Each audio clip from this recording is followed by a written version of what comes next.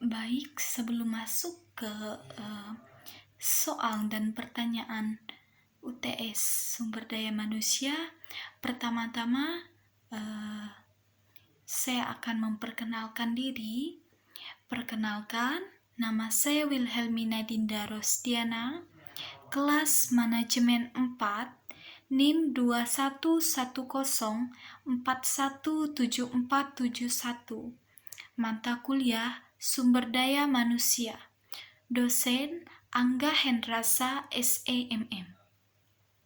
Baik, saya akan masuk kepada pertanyaan pertama, di mana pertanyaannya, sebutkan dan jelaskan rencana apa saja yang dapat membantu rekrutmen.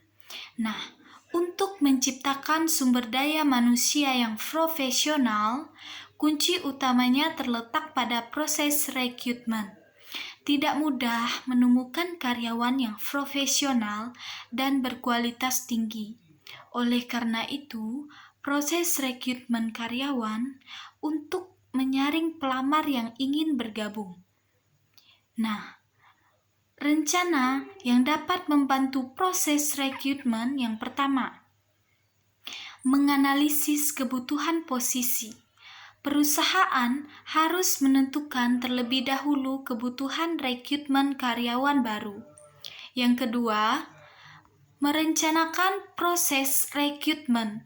Perusahaan menyiapkan rencana untuk posisi yang dibutuhkan, misalnya menuliskan deskripsi pekerjaan, kualifikasi, dan pengalaman yang dibutuhkan.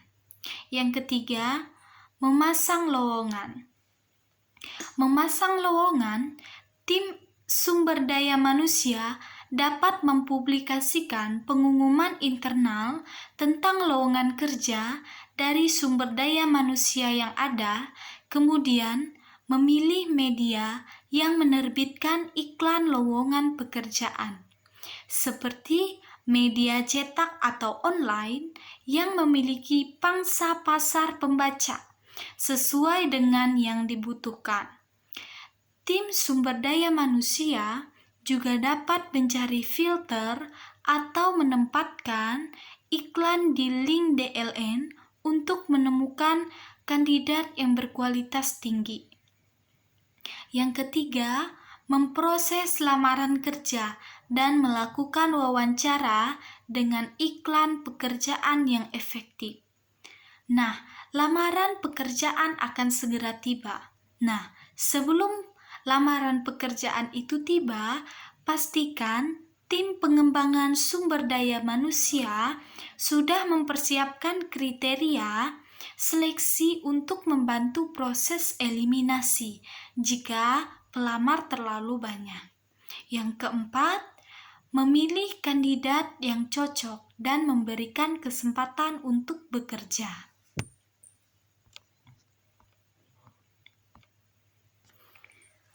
Baik, kita masuk pada pertanyaan kedua. Sebutkan dan jelaskan hambatan dan tantangan rekrutmen.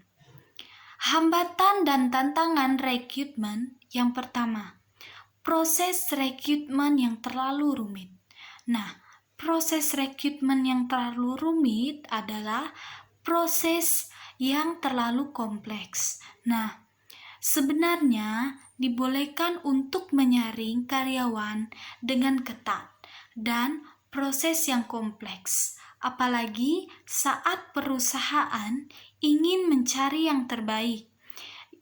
Yang terbaik dengan sesuai dengan persyaratan, tetapi sebaliknya, kalau proses terlalu rumit dan kompleks, tim HRD akan membutuhkan tenaga ekstra yang tidak sedikit, serta waktu.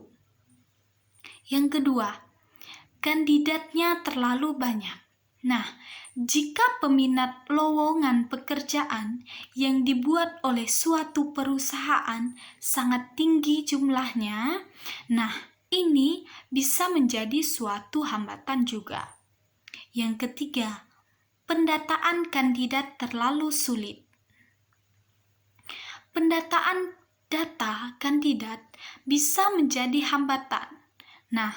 Mengapa bisa menjadi hambatan? Nah, jika jumlah kandidatnya sangat banyak, apalagi jika informasi yang diminta juga cukup banyak, nah, ini akan menjadi hambatan rekrutmen yang cukup berat bagi tim HRD. Yang keempat, kurang melakukan follow up atau lambatnya tim HRD dalam memfollow up kandidat-kandidat yang berpotensial bisa mengakibatkan kandidat tersebut malah mundur. Yang kelima, ada susah mendapat kandidat yang pas. Yang keenam, sumber daya manusia. Yang ketujuh, persyaratan kerja yang rumit. Yang kedelapan, insentif, upah, gaji, kompensasi, dan lain-lain.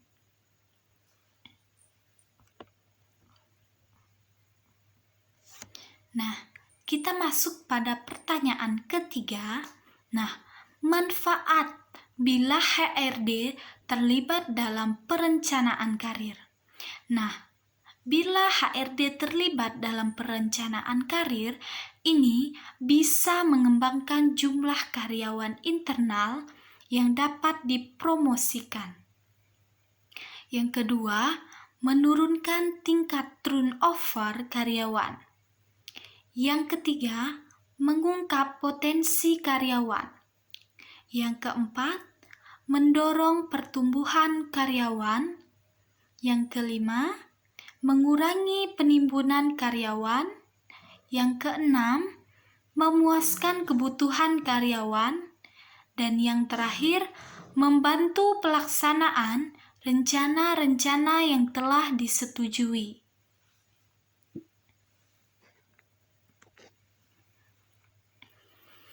Baik, kita masuk pada pertanyaan terakhir. Sebutkan dan jelaskan metode-metode training dan development.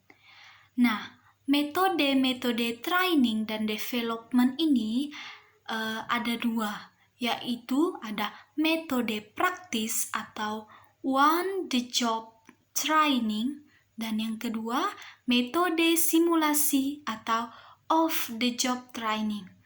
Nah, kita masuk pada metode praktis. Metode praktis atau on the job training merupakan metode latihan yang paling banyak digunakan.